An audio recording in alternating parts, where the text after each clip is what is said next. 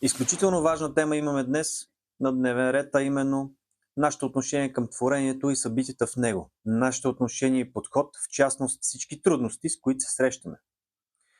Начинът, по който разчитаме всяко събитие, категоризирайки го и определяйки неговата стойност, през нашата призма е от фундаментално значение за качеството ни на живот и възможност за просперитет.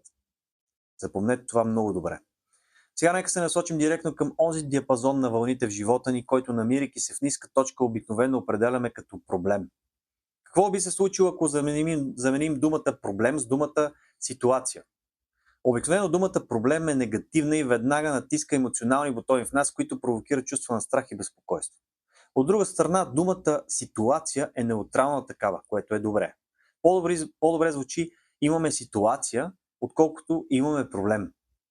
И сега имаме дума за изразяване на нискодиапазонната отсечка на вълните в живота ни, която е думата проблем и която заменихме с неутралната дума ситуация. В такъв случай трябва да има и позитивно звучаща дума и да има. Тази дума е възможност. Сега ще ви разкажа най-интересна история, може би една от последните такива. Когато късно вечер, прибирайки се към къщи, моят автомобил започна да тресе и едва да върви. Оказва се, че работи на 3 цилиндъра. На следващия ден отидох в сервис, където започна измерване. Сега да видим дали от свещите, дали от кабелите, измерваха се налягането в приклапаните, дали има, дали няма. Въобще, общо взето, нещата се проточиха с цел да не рискуваме в случайни покупки на щяло и нещяло. В крайна сметка минаха няколко часа, после поръчахме части, започнахме да ги чакаме. В крайна сметка, първия един час, може би така си казах, хайде да няма ли това просто да се оправи да си хода, после си казах, що не си почина малко и без това се претоварвам от толкова много работа.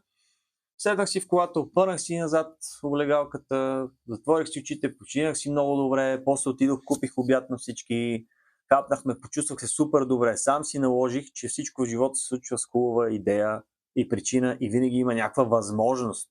И моята възможност беше за почивка. Релаксирах си, разходих се на хубавото време, погледнах нагоре, почувствах се супер готино, все едно получавам някакъв подарък, а не че все едно имам проблем и трябва да извада пари и да плата и за части, и за работа и така нататък. Въобще изобщо като цяло да си... Почувствах се, все едно съм спечелил нещо. Това състояние ме приповдигна. Целият ден ми мина много хубаво в висене в сервиза, забележете. Както казах, купих обяд на всички, капнахме. След това си тръгнах пеша, тъй като вече беше старно след обяд и трябваше да взимам по-малката ми дъщеря от училище. Прибрах се и след малко телефона ми позвъня, че части са дошли. Сменени са кабелите и е било от един кабел, тъй като сменихме и свещи, което случи се перфектно. Хем сменени свещи, хем сменени кабели. Всичко стана перфектно. В София на мен ми се повреди автомобила, а точно следващата седмица трябваше да пътувам за провинцията. Ами сега, ако се беше случило в провинцията, ако се беше случило извън София, много по-неприятно да те остави колата извън града, рапатраци, пътни помощи и така нататък, евентуално някакъв сервиз да търсиш затруднение. По-добре да се случи вкъщи, в твоя град, да ти го оправят, всичко е окей. Така че ето една история, която един ден мина много добре, почивка, аз можех да бъда изнервен, може да се дразна, може да кажа 100 000 неща и глупости, които да променят тази ситуация в нещо много негативно, а всъщност това беше възможно най-добрият сценарий, който може да се случи за мен. Така че, вместо да казваме, че имаме проблем, бихме могли да кажем, че имаме неочаквана възможност. Такъв тип нискодиапазонни отсечки на вълните в живота ни съдържат равни по големина или дори по-големи възможности в себе си. Дори било то само в начален стадий на развитие. Нашата работа като цяло е да ги намерим и да се възползваме от тях, както вече ви казах.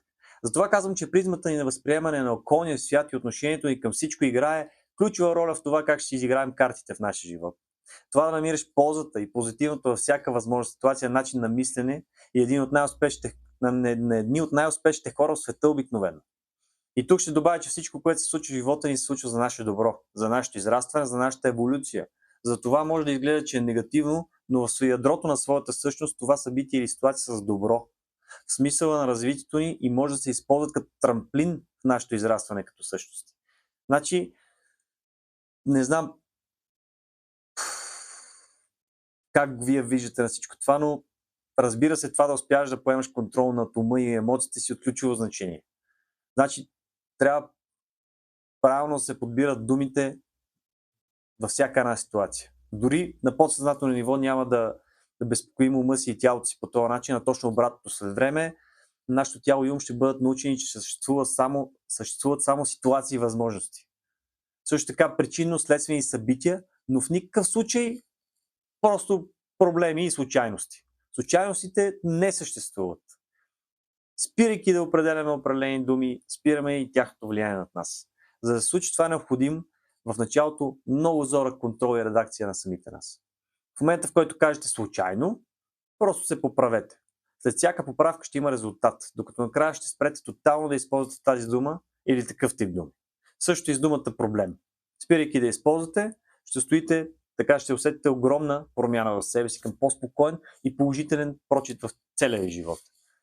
Надявам се тези съвети да са ви били полезни по някакъв начин, да сте успяли да вникнете в това, което казвам, защото до голяма степен ние живеем живота си по начин, по който сме научени.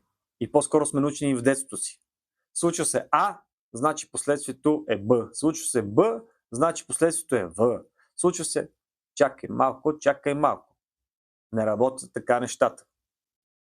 Има си друг ред, друга идея. Просто позволи си да погледнеш по този начин на нещата и ще го разбереш. И сега въпросът ми е проблем. Бъди откровен пред себе си.